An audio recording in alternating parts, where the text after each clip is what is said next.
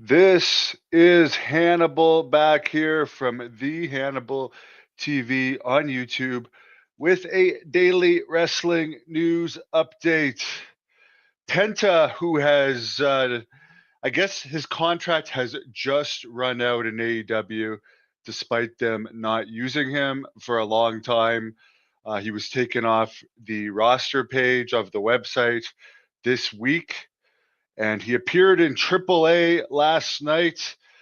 Of course, AEW is in bed with CMLL. They promote CMLL seemingly more than they promote their own brand for whatever reason. So that's obviously a sign that he's gone. There was a rumor a while ago that Penta, who I've met before at PCW, ultra nice guy, and Phoenix, Ray Phoenix, we're going to go to WWE with Conan as their manager. Couple of reasons why that probably won't happen. Penta, I could see going there soon, whether it be NXT or WWE. For Conan, apparently he's very ill right now, so they're probably not going to take their chances on him. Phoenix, apparently they're not releasing him from AEW, even though they haven't used him forever. He's one of the, as Kevin Kelly says, missing wrestlers that are under contract and not used with no reason being given to the wrestlers or fans, which is actually quite a storyline, maybe the best storyline they could have. By far, there's more interesting stuff going on behind the scenes in AEW than in front of the camera, which, by the way, they false advertised again. And keep in mind, these posters would have had to have been made fairly recently because they moved from the main arena in Columbus, Ohio, where I've been before, the Arnold Classic a few years ago. Have a friend, Dan O'Malley, that lives there. Anyways, FTR was not on the show, Orange Cassidy was not on the show, and Christian was not on the show. I don't know who that blonde girl is. She may or may not have been on the show, but again, this is a fairly recent poster because they only recently moved this place from the arena to basically a Comic Con, Galaxy Con, as you can see right on the poster, Galaxy Con, but they don't give a damn who they put on the poster.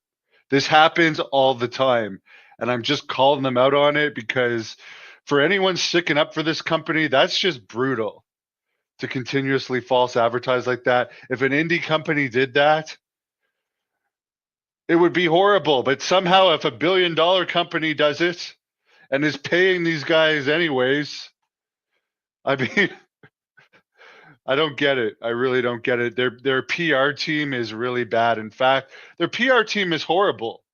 They got me an interview with one of their wrestlers. They said they were going to before Dynamite came to Ottawa, which did not have a great crowd.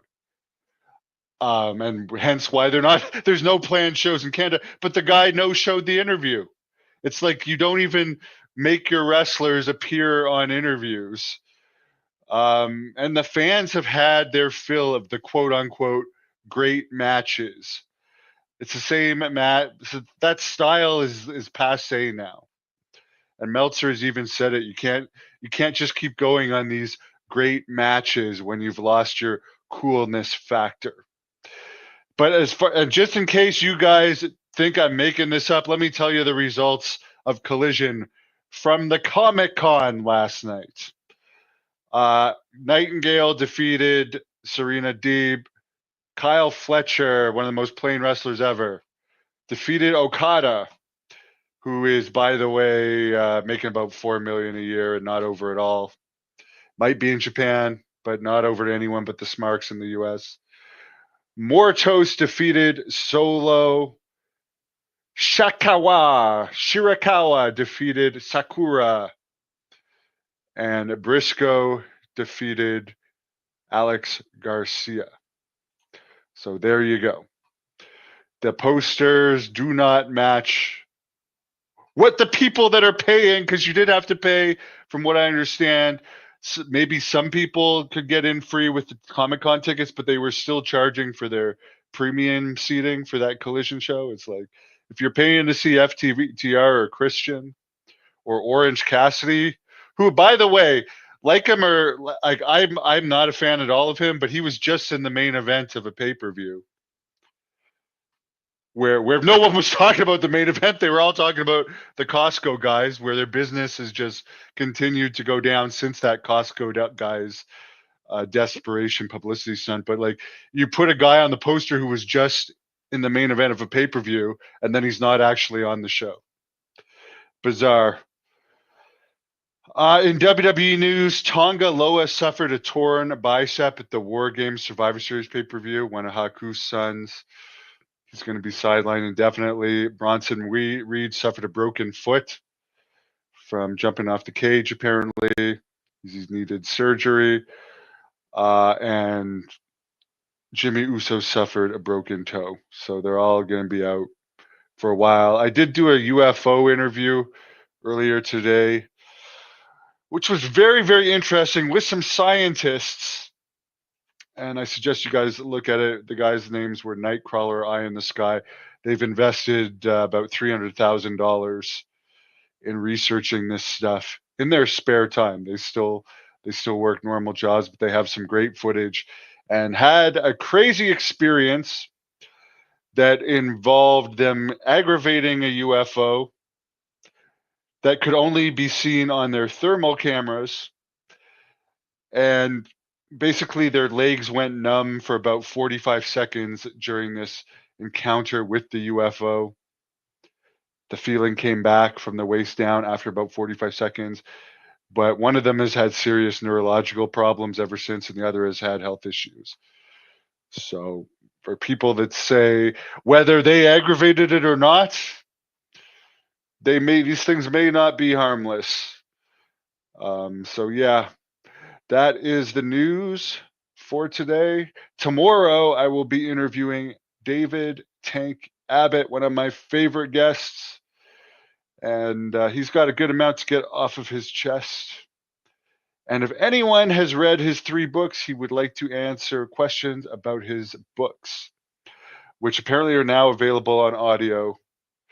So I do a lot better with audiobooks these days because I can listen to them while doing cardio, while getting therapy on injuries and stuff. I can like be productive, where I find these days I'm so busy that to actually take the time to read a book is more difficult than it used to be. I used to plow through them when I did night security because there was nothing else to do. But now Audible is my favorite way to consume books.